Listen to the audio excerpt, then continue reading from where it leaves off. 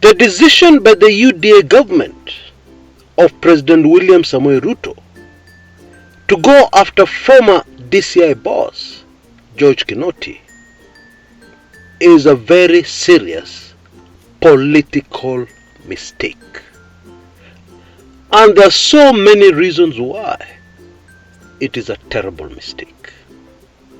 And there are also many super fascinating facts surrounding this development in Kenyan politics, which we're going to look into in this particular video. Karibu sana. Now, glancing on my side in this Kumekucha kitchen, I can see a weekly intelligence briefings simmering. Yeah, it is cooking. It is almost ready. Weekly intelligence briefings number 92. So that is something to look forward to. Of course, I'll give you a heads up as soon as it's ready and released. But meanwhile, make sure you're in my WIB list. Yeah, you can see details on your screens. Take advantage of our latest offer. Yeah, and you'll also receive all the other back editions of my highly sensitive information within my weekly intelligence briefings. This offer, of course, will come to an end at any time. So make sure you're not left out and disappointed. But for now, let's get down to work. Twende kazi.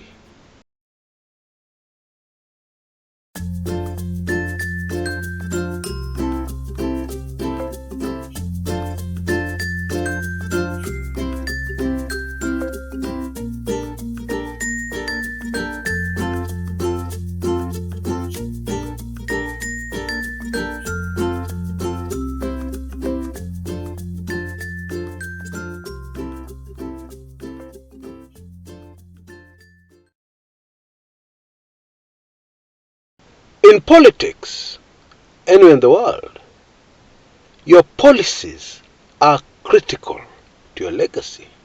Yeah.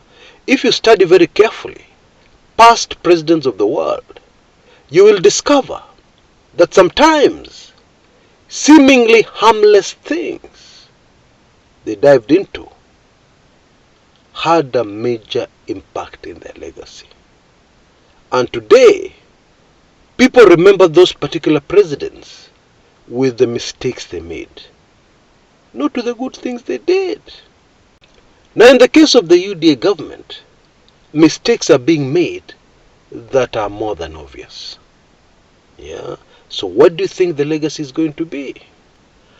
And the case of former DCI boss George Kinoti is one of those mistakes the UDA government is making that is more than obvious. Yeah.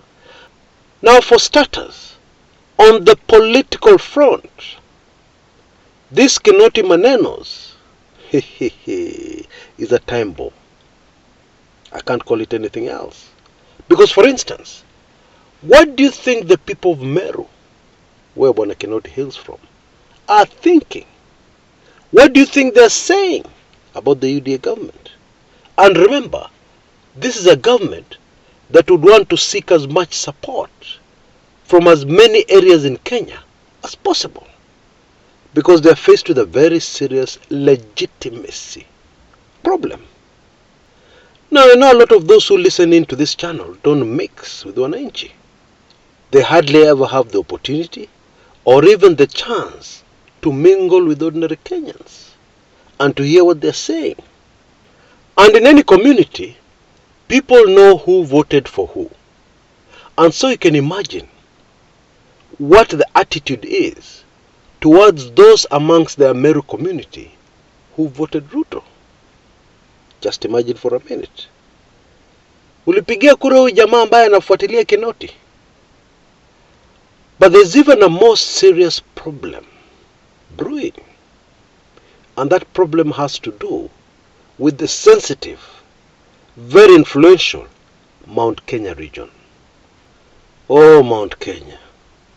Oh, House of Mumbi, House of Mumbi.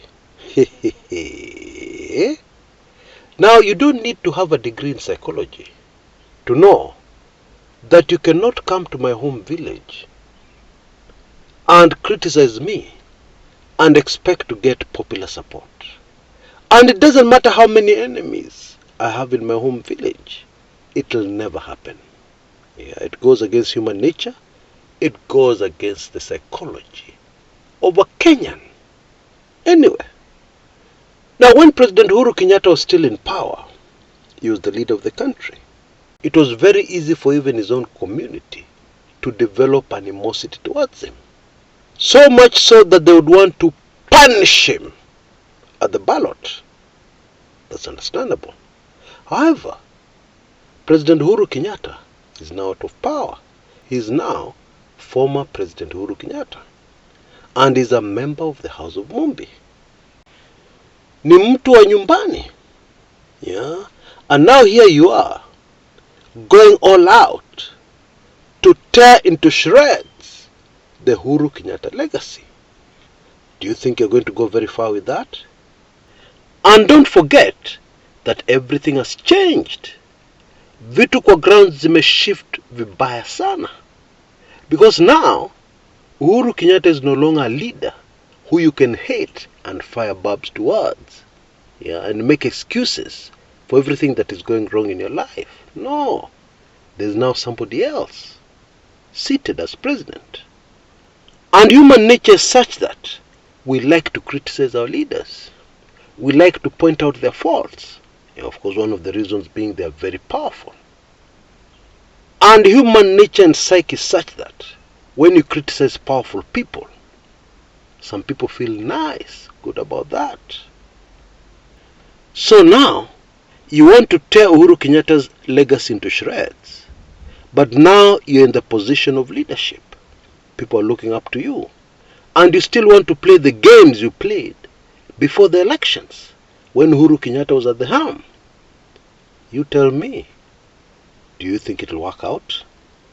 Do you think he will succeed? No, I just want to know your opinion. Because it should be pretty obvious that we have a problem here. A major political problem brewing. Bang in the Mount Kenya region. Now, many people don't know this. But within the House of Mumbi, we have the Kikuyus from Nyeri, we have the Kikuyus from Kiambu, and we have the Kikuyus from Murang'a. Now, Deputy President Rigathi Gachagua hails from Nyeri. And so, the Ruto presidency does not have a powerful central figure from the Mount Kenya region who can rally the whole community behind this administration. That would have helped, not so much, but maybe a little, now that the UDA government has decided we're going after Uhuru people, full blast. It might have helped. And so what is brewing on the ground is animosity towards the UDA government from Murang'a and from Kiambu.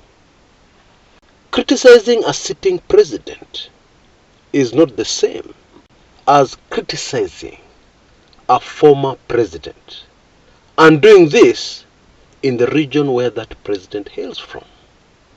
But in this case, you're not only criticizing, you're doing something more. You're going after the legacy of mtu wa nyumbani. You want to show his relatives, extended relatives, and his people that everything about his presidency was wrong. Yeah, he should never have been elected president. That's really what you're trying to show his people. How do you think they're going to react? And so, bottom line, you're a president who has legitimacy issues. And now, you're creating the environment for possible backlash from the Mount Kenya region, from the Ameru people, from members of the House of Mumbi who hail from Murang'a and Kiambu. Do you think that is a political move where you'll gain? Or do you think that is a political move that you'll come to regret in the future somewhere? You tell me. Tell me even in the comments area below, because I'm very eager to know what you think. And as you think of the kind of comment to write, please remember to like this video. Give me a thumbs up. That'll be a great help to me Asante sana in advance. Now, all these reasons to prove to us that this is a very wrong move, there is the biggest reason by far. You see, a man of Bwana Kinoti's caliber, the position he held, is a man who carries government secrets. And some of these government secrets touch on the national security of the country. I think you get exactly what I'm talking about. What that means is that there's a danger of exposing the motherland to dangers which have been brewing from foreign countries, from our neighboring countries. Yeah, because when you start interrogating issues like that of Kinoti in public, then what is bound to happen is information is bound to seep through. Yeah, that would not be a good idea for the enemies of Kenya, or for those people who want to do things in Kenya that are not in our best interests. We'll get that information. Is this a good thing for the country? You know, we have a very big problem in Kenya because Kenyans have no clue how the police behave. For instance, you'll always hear Kenyans talking about rogue policemen, cops who have gone rogue. They're doing their own things. Yeah, that's the implication. They're implying that these rogue policemen are reporting to duty in the morning to their supervising officer, their senior officer.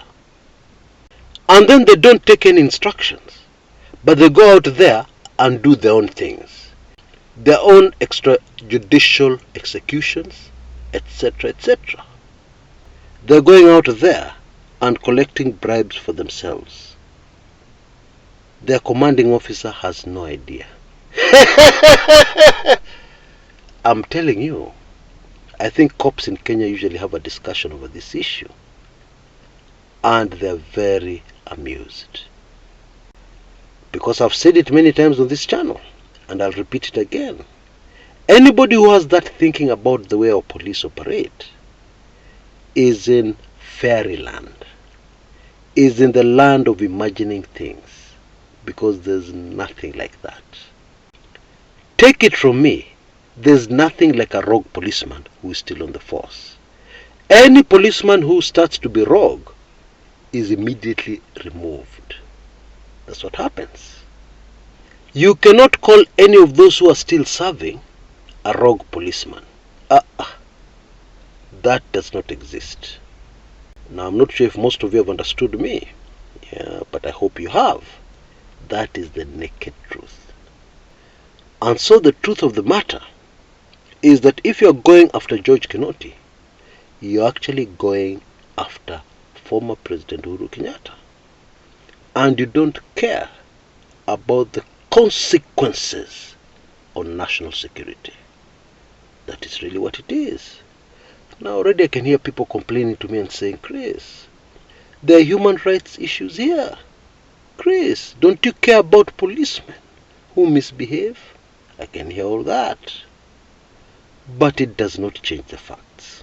I care about those things, but it does not change the facts. Because when I come on this channel, I don't come on this channel to give you fairy tales or things I'm imagining. No. I only come to give you nothing but the truth. The naked truth. Until next time, this is Chris Kumekucha.